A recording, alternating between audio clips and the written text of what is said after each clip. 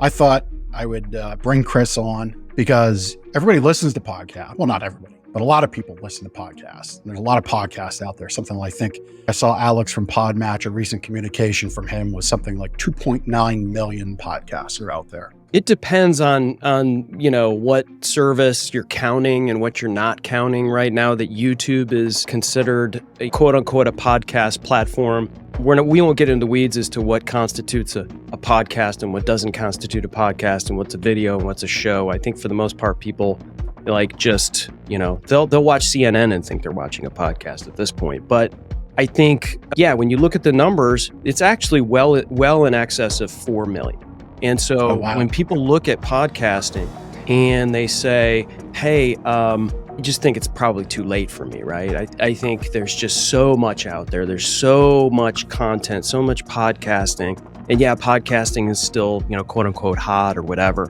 But the fact is that even though there are in excess of 4 million podcasts, there are probably about 20% that are actually active, meaning one podcast every 90 days. And now, if the fans here of The Big Ticket Life and Jeff Giagnocavo are to consider one podcast every 3 months as active, ladies and gentlemen, that is not active. What is active is what Jeff is doing, which is going week after week and creating reps and consistency and getting better at this and serving the community. And so if 20% are doing one podcast every 90 days, imagine those that are being consistent, what they're able to do and who they're able to reach.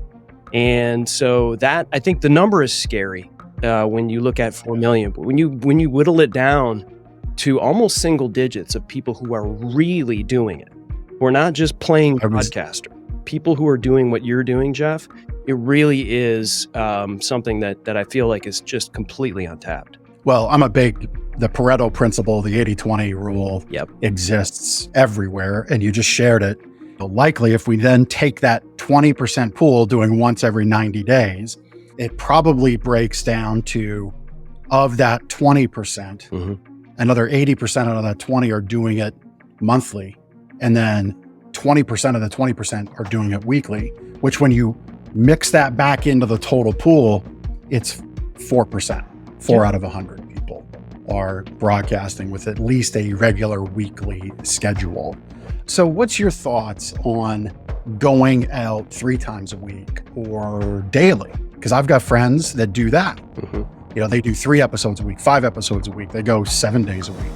Now, they're obviously I've never seen anybody doing live 7 days a week. That's a monster schedule to commit to.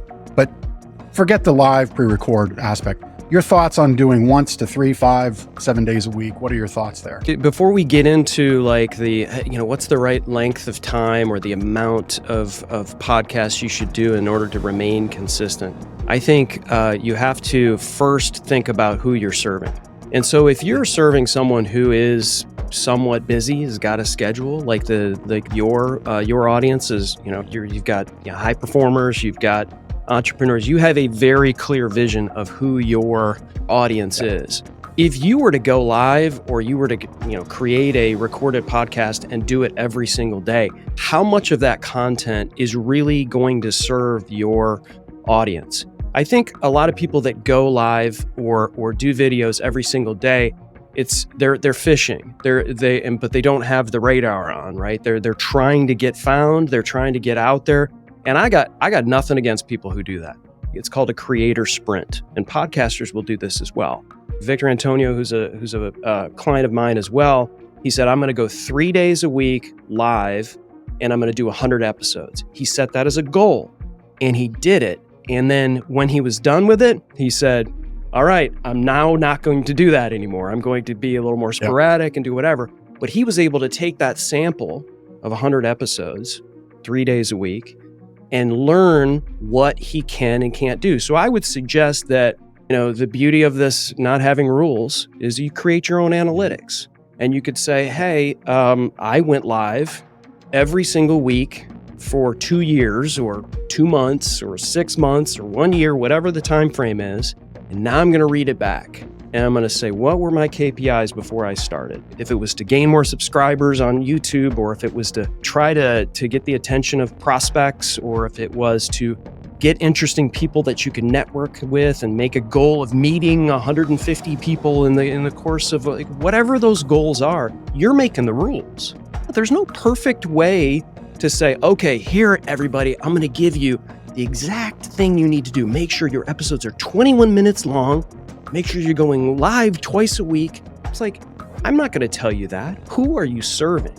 And if that person is, you have a vision for that person and they're driving to their job every morning and their commute is on average of like 15 minutes long or something like that, well, then create a 15-minute long podcast and maybe deliver it, because they're a busy person, once a week, bi-weekly.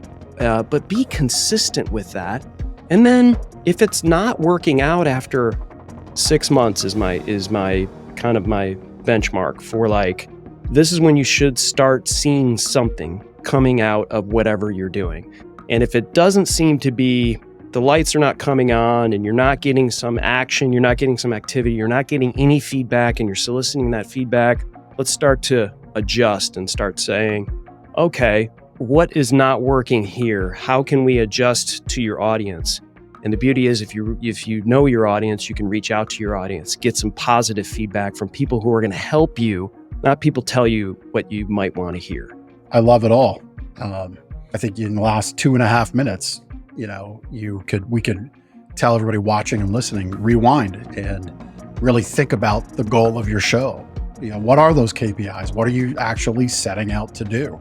A lot of people, I think, they get into various coaching groups, various worlds of influence, and, you got to have a book, you got to have a podcast show, you got to do this, you got to do that. And the reality is all of that works, and it's not bad advice. The better question is it appropriate advice for the creator, for the producer? Yes. For the host? And, maybe a podcast show just isn't in the cards for some people. But I feel for a lot, it can be. And this is why I felt we would spend some time today mixing it up.